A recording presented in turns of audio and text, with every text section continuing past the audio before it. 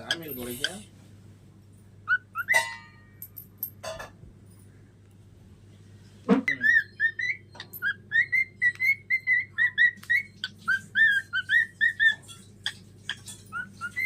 வேற எந்த இப்போ இல்லை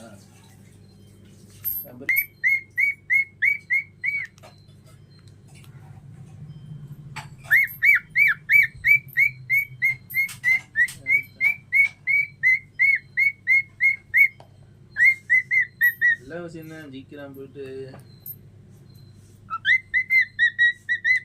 காலைல கட்டிடுவாங்க சாயந்தரம் கட்டுவாங்க சாயந்தரமா